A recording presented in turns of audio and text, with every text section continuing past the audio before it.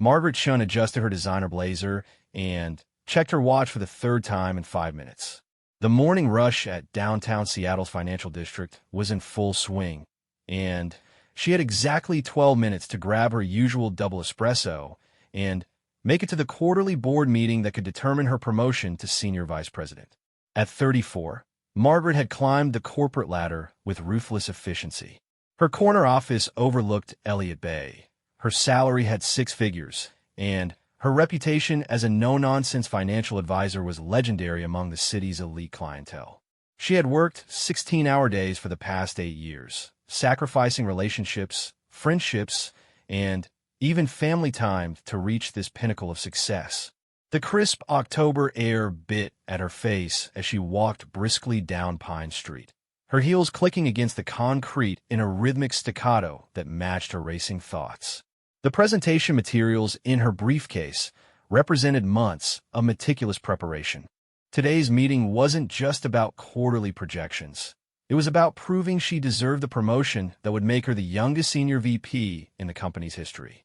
As she approached the familiar glass doors of Café Luna, Margaret noticed a small crowd had gathered near the entrance. Her jaw tightened with irritation. She didn't have time for whatever street performance or vendor was blocking her path to caffeine and success. Pushing through the cluster of people, she saw the source of the gathering. A man sat slumped against the brick wall beside the cafe entrance, his weathered face partially hidden beneath a worn baseball cap. His clothes hung loosely on his thin frame, and a small cardboard sign rested against his knees. The words "Homeless Veteran," "Anything Helps, God Bless," were written in shaky handwriting with a faded blue pen. Margaret's eyes swept over him quickly, cataloging the details with the same analytical precision she used for financial reports. Mid-50s, probably. Unkempt beard streaked with gray. Hands that trembled slightly, whether from cold or something else, she couldn't tell. A small American flag pin was attached to his faded jacket, the only thing about his appearance that seemed deliberately maintained. The crowd around him consisted mostly of commuters like herself, though most seemed to be actively avoiding eye contact. A few people dropped coins or small bills into the coffee cup position near his feet, murmuring brief words of sympathy before hurrying on their way. Margaret felt the familiar tightness in her chest that she always experienced when confronted with homelessness. It wasn't that she lacked empathy entirely, but she had learned long ago that emotion was a luxury she couldn't afford. The world was full of sad stories and hard luck cases, but dwelling on them wouldn't pay her student loans or secure her future. She had grown up in a household where her immigrant parents worked multiple jobs just to keep food on the table. Her father cleaned office buildings at night and drove a taxi during the day, while her mother took in sewing work and cleaned houses for wealthy families in the suburbs. They had instilled in her a fierce work ethic and an unwavering belief that success was something you earned through determination and sacrifice. "Excuse me, miss?" The veteran's voice was rough, like sandpaper against wood, but there was a gentleness to it that caught her off guard. "Could you spare some change for a meal? Haven't eaten since yesterday morning." Margaret's stride faltered for just a moment. She looked down at him, noting the deep lines etched around his eyes and the way his shoulders curved inward as if he was trying to make himself smaller, less noticeable. For a brief second, something stirred in her chest, a memory of her own grandfather, who had served in Korea and sometimes spoke in hushed tones about the things he had seen there. But the moment passed quickly. She thought about the board meeting, about the competition from her colleagues, about the promotion that would finally prove to everyone, including herself, that all her sacrifices had been worth it. She thought about the homeless shelter downtown that was always asking for volunteers, and how she had declined their requests multiple times, citing her demanding work schedule. "I'm sorry," she said, her voice crisp and professional, the same tone she used to decline unfavorable loan applications. "I don't carry cash." It wasn't entirely true. She had a $20 bill in her wallet that she kept for emergencies, along with several credit cards that could easily purchase the man a hot meal. But admitting that would require her to acknowledge that her refusal was a choice rather than a circumstance. The veteran nodded slowly, his expression unchanging. "That's all right, miss. Have a blessed day." His gracious response made Margaret feel worse somehow, though she pushed the feeling down with practiced efficiency. She couldn't save everyone, she reminded herself. She had her own responsibilities, her own goals to achieve. The best thing she could do was focus on her career and the financial security it would provide. As she moved toward the cafe door, she noticed other people in the crowd responding differently. A young mother with a toddler in tow stopped to give the man a breakfast sandwich from her bag. An elderly gentleman in a rumpled coat sat down beside him and began a quiet conversation. A teenage girl with purple hair and multiple piercings emptied her pockets of loose change, smiling warmly as she wished him good luck. Margaret watched these interactions with a mixture of admiration and skepticism. She wondered if these good Samaritans would feel the same charitable impulse, if they knew how many homeless individuals populated the city, if they understood that one act of kindness wouldn't solve the larger systemic problems that created homelessness in the first place. Inside the cafe, she ordered her usual double espresso and a blueberry scone, trying to shake off the encounter. The barista, a college-aged young man with kind eyes, asked if she wanted to add $1 to help purchase meals for homeless community members. Margaret declined politely, citing her need to get to an important meeting. As she waited for her order, she found herself glancing through the large windows at the veteran still sitting outside. More people had stopped to talk with him, and she could see him gesturing with his hands as he spoke, though she couldn't hear his words through the glass. Whatever he was saying seemed to be engaging his small audience, and she noticed several people lingering longer than necessary, as if drawn into conversation despite their busy schedules. Her espresso arrived precisely on schedule, and Margaret gathered her things with renewed focus. She had 8 minutes to reach her office building and review her notes one final time before the meeting that could change her life. The homeless veteran and his compelling presence outside the cafe would have to remain someone else's concern. As she pushed through the cafe doors, she noticed that the crowd around the veteran had grown larger. What had started as a few sympathetic passersby had become a small gathering of people who seemed genuinely interested in whatever story he was sharing. Margaret paused for just a moment, curiosity getting the better of her professional urgency. She could hear fragments of his voice now, though the words were indistinct. His tone had changed from the humble, hesitant quality she had heard when he asked for change. Now he sounded more confident, more animated, as if he was recounting something that mattered deeply to him. But Margaret's phone buzzed with a text message from her assistant, reminding her of the meeting's importance and the materials she needed to review. Reality crashed back over her like a cold wave, and she quickened her pace toward the towering glass building that housed her office. As she walked away, she told herself that her decision had been practical and necessary. She had worked too hard and come too far to let sentiment derail her ambitions now. The promotion would bring not only personal satisfaction, but also the financial security that would allow her to help others in more meaningful ways than dropping coins into a coffee cup. Yet something about the veteran's dignified response to her refusal lingered in her mind as she rode the elevator to the 42nd floor. "Have a blessed day," he had said, with no trace of anger or resentment, as if her rejection was simply another small disappointment in a life that had already weathered much larger storms.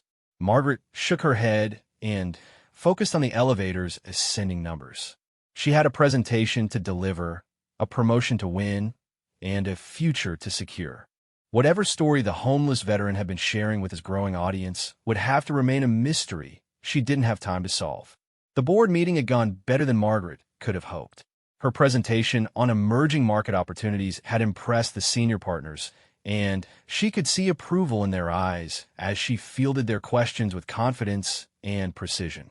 As she gathered her materials afterward, the managing partner had pulled her aside to hint that good news might be coming her way soon. Walking back to her office with a spring in her step, Margaret decided to celebrate with a second coffee and perhaps one of Cafe Luna's famous chocolate croissants. The autumn afternoon was crisp but pleasant, and for once she allowed herself to walk at a leisurely pace rather than her usual brisk march through the downtown streets. As she approached the cafe, Margaret was surprised to see an even larger crowd gathered outside than there had been that morning. The homeless veteran was still there, though now he was standing rather than sitting, and his posture seemed more erect, more confident. The people surrounding him appeared to be hanging on his every word, and Margaret could see several of them wiping their eyes with tissues. Her curiosity finally got the better of her professional detachment. She found herself slowing down, then stopping at the edge of the crowd, positioning herself where she could hear what was being said without appearing too interested. The veteran was in the middle of what seemed to be a story, his voice carrying clearly in the afternoon air. "We were pinned down for 6 hours," he was saying, his weathered hands moving expressively as he spoke. "Taliban fighters had us surrounded in this valley, and our radio was shot to pieces. My sergeant, Jimmy Rodriguez from El Paso, he'd taken shrapnel in his leg and was losing blood fast." Margaret found herself drawn into the narrative despite her intention to simply grab coffee and return to work. The veteran's voice had a quality that made it impossible to ignore, a combination of authority and vulnerability that spoke of someone who had seen things most people couldn't imagine. "I was just a private then," the veteran continued, 20 years old and scared out of my mind. But Jimmy, he kept us calm, kept us focused. He organized our defense, rationed our ammunition, and when the medic got separated from our unit, Jimmy talked me through treating his own wounds." The veteran's voice caught slightly. "That man saved all our lives that day." An elderly woman in the crowd asked softly, "What happened to your sergeant?" The veteran smiled, though there was deep sadness in his eyes. "Jimmy Rodriguez made it home from Afghanistan, got married to his high school sweetheart, had 3 kids, became a police officer in El Paso. But PTSD is a hell of a thing, and the VA system—" He shook his head. "Jimmy took his own life 2 years ago, left behind those 3 kids and a wife who loved him more than life itself." The silence that followed was heavy with understanding and grief. Margaret watched as several people in the crowd reached for their wallets, but the veteran raised his hand gently. "I'm not telling you this for money," he said quietly. "I'm telling you this because Jimmy Rodriguez was a hero, and heroes shouldn't be forgotten. None of us should be forgotten, whether we made it home in one piece or not." Margaret felt something shift inside her chest, a crack in the armor she had built around her emotions over the years of climbing the corporate ladder. She thought about her own grandfather again, remembering how he would sometimes wake up at night calling out names of men who had died decades before she was born. As the crowd began to disperse, many people lingering to speak personally with the veteran, Margaret noticed a figure approaching from the direction of the nearby government buildings. He was a tall man in his 60s, wearing a crisp military uniform that even Margaret's untrained eye could recognize as high-ranking.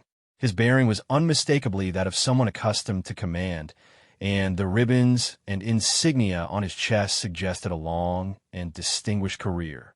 The officer walked with purpose toward the veteran, and Margaret found herself staying to watch what would unfold.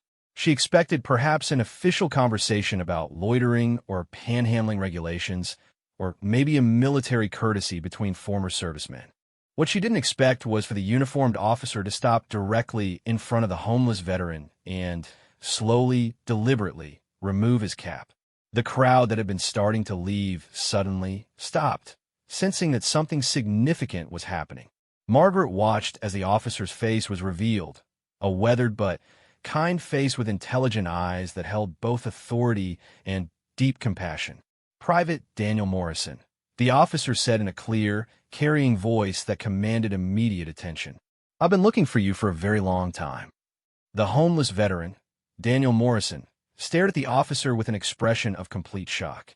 His mouth opened as if to speak, but no words came out. The coffee cup that had been collecting donations slipped from his trembling fingers and clattered to the sidewalk. "General Patterson," Daniel finally managed to whisper.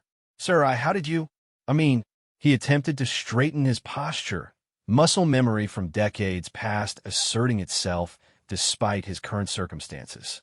General Patterson smiled warmly, completely ignoring the protocol that would normally govern such an encounter. At ease, son. I'm not here in any official capacity. I'm here as someone who owes you a debt that can never be repaid. Margaret found herself leaning forward, straining to hear every word. Around her, the crowd had grown silent, everyone sensing they were witnessing something extraordinary. Sir, I don't understand, Daniel said, his voice still shaky with disbelief. The general looked around at the assembled crowd, then back at Daniel. Do you mind if I share a story with your friends here? It's a story that needs telling. Daniel nodded mutely, still appearing to be in shock. General Patterson turned to address the crowd, his voice taking on the practiced cadence of someone accustomed to addressing large groups. 32 years ago, I was a young captain serving in Grenada during Operation Urgent Fury. My unit was tasked with securing a strategic building that intelligence indicated was being used as a command center by hostile forces.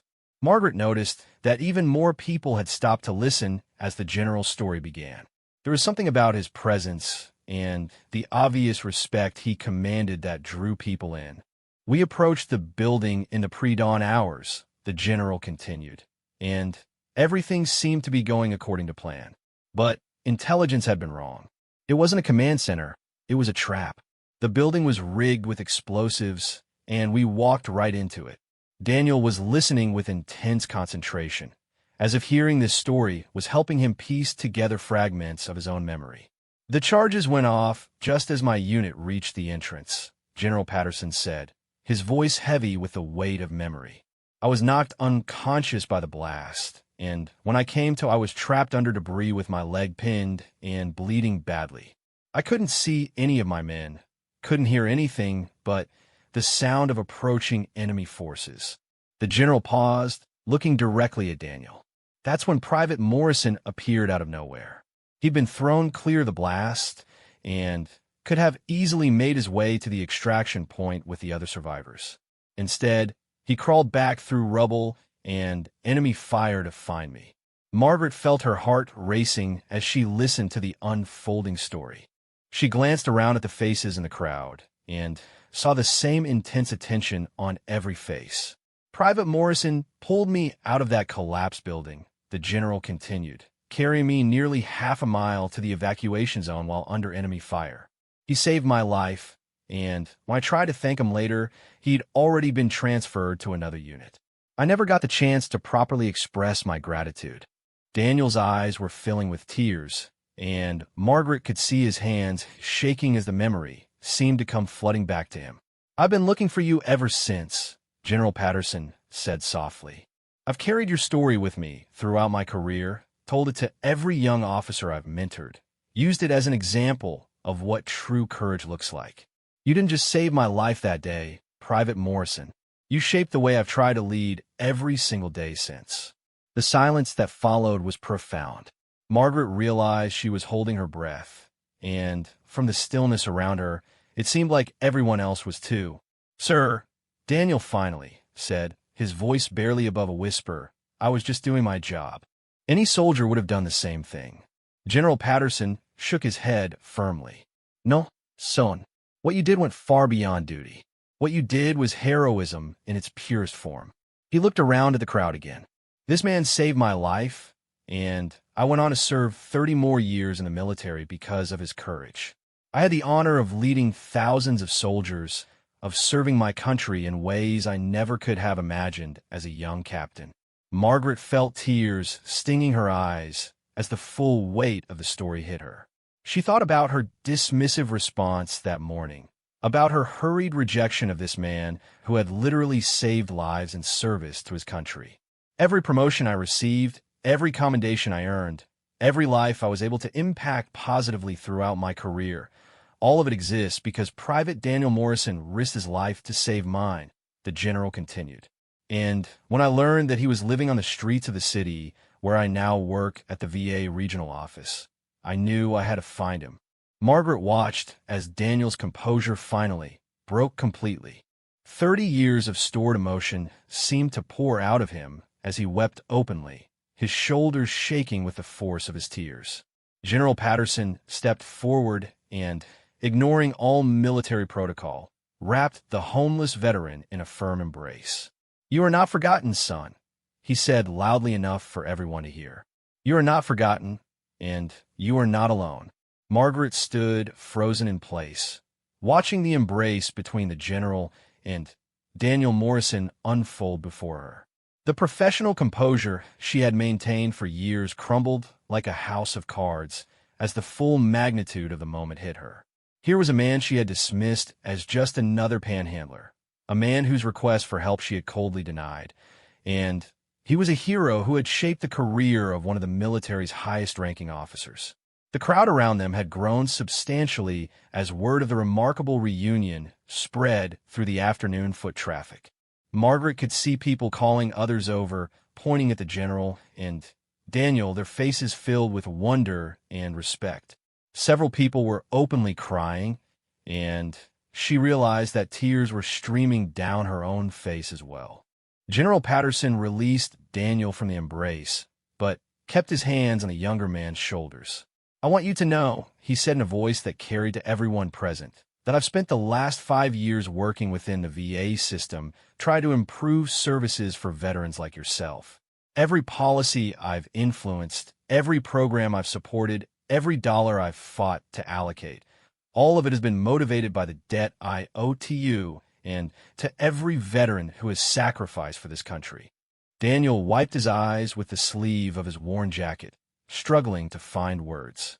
"Sir, I've been living rough for 3 years now. Lost my job, lost my apartment, couldn't get the help I needed from the VA. There were times I wondered if anyone remembered that any of us had served at all."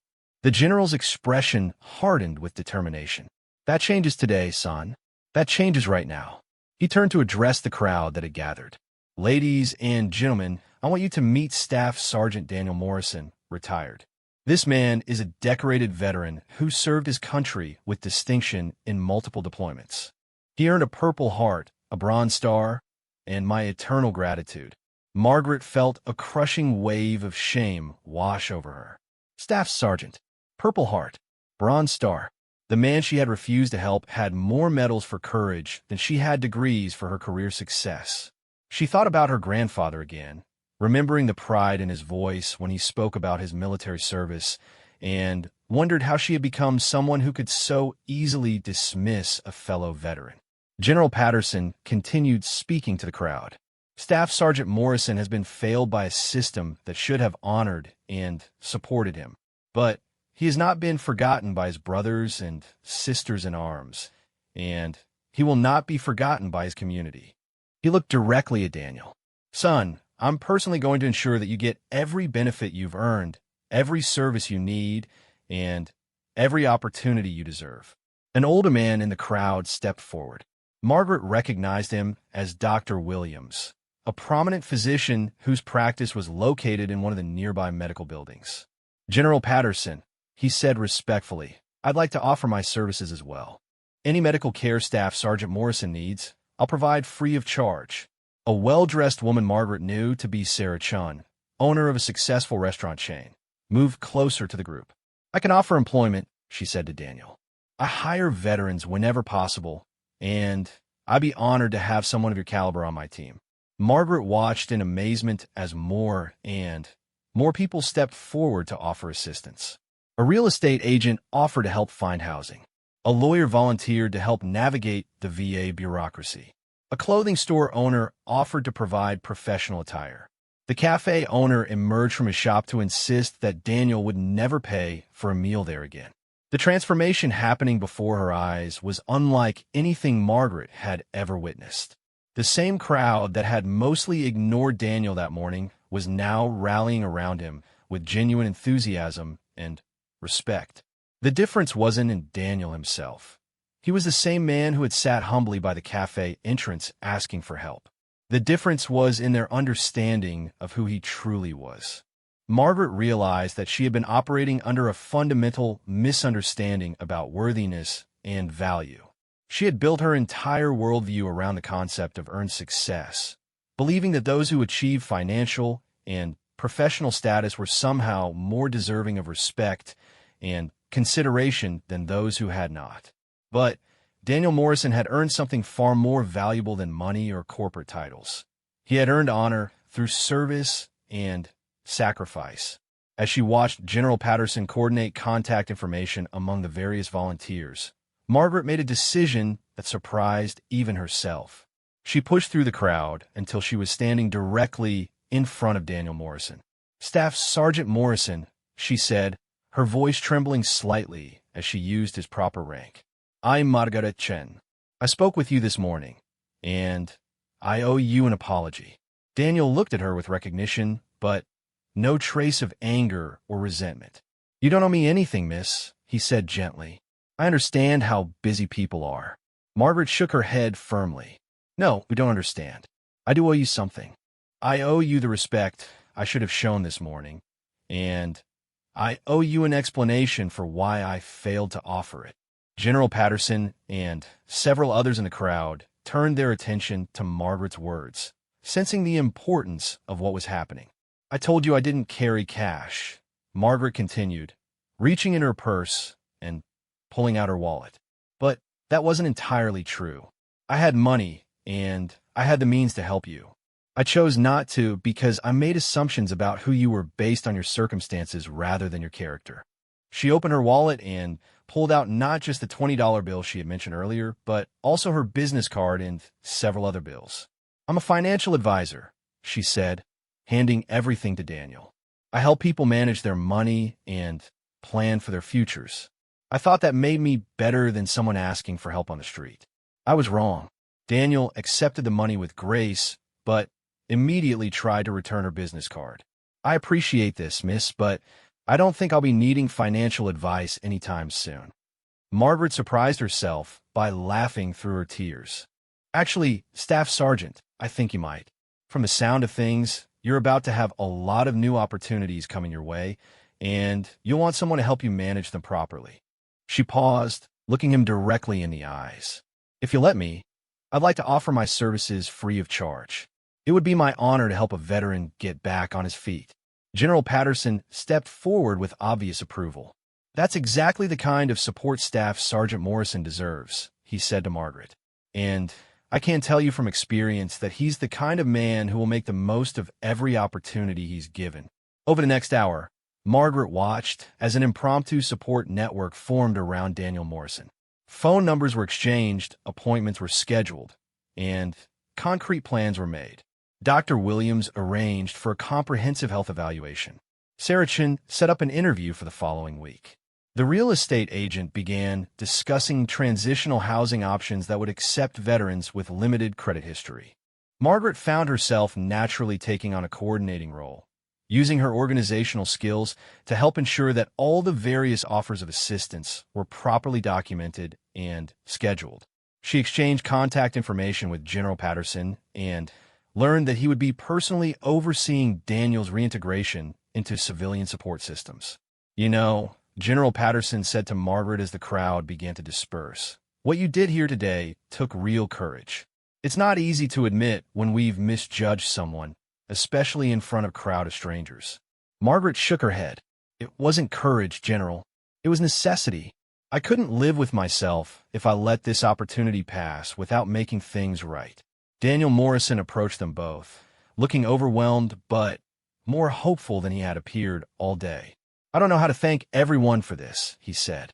"This morning, I was just hoping someone might spare enough change for a cup of coffee. Tonight, I'll be sleeping in a real bed for the first time in months, and tomorrow I'll start getting my life back together."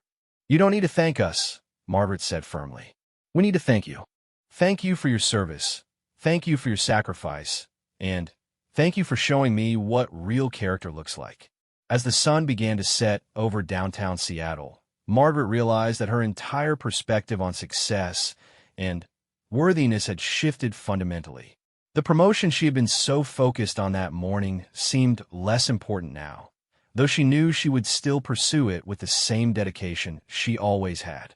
The difference was that she now understood there were many different kinds of success, and some of them couldn't be measured in salary figures or job titles. 3 months later, Margaret received news that her promotion had been approved. That same week, she also received an invitation to attend Daniel Morrison's ceremony recognizing his completion of a VA vocational rehabilitation program. He had excelled in his studies and was being hired full-time by Sarah Chin's restaurant company in a management position. Standing in the audience watching Daniel receive his certificate, Margaret reflected on how much had changed since that October morning outside Cafe Luna. Daniel had not only gotten back on his feet, he had become an advocate for other homeless veterans, working with General Patterson to improve VA services and organizing community support networks throughout the city. For her part, Margaret had begun volunteering regularly at the downtown Veterans Shelter, using her financial expertise to help veterans navigate benefit applications and budget planning. She had also established a scholarship fund through her company to provide educational opportunities for veterans transitioning to civilian careers. But perhaps most importantly, she had learned to see beyond surface circumstances to recognize the inherent dignity and worth in every person she encountered. The lesson hadn't come from a textbook or corporate training seminar. It had come from a homeless veteran sitting outside a coffee shop, teaching her through his grace and dignity that heroism comes in many forms, and that sometimes the greatest courage is found in the humility to admit when we've been wrong. As Daniel concluded his acceptance speech by thanking all the community members who had supported his journey, Margaret caught his eye across the room. He smiled and nodded in her direction, a gesture of acknowledgement between two people who had both been transformed by their encounter outside Cafe Luna. Margaret nodded back, thinking about how a simple request for change had ended up changing everything about how she understood success, service, and the responsibility we all have to see and honor the heroism that walks among us every day, sometimes hidden beneath circumstances that have nothing to do with character and everything to do with the complex challenges of life after service.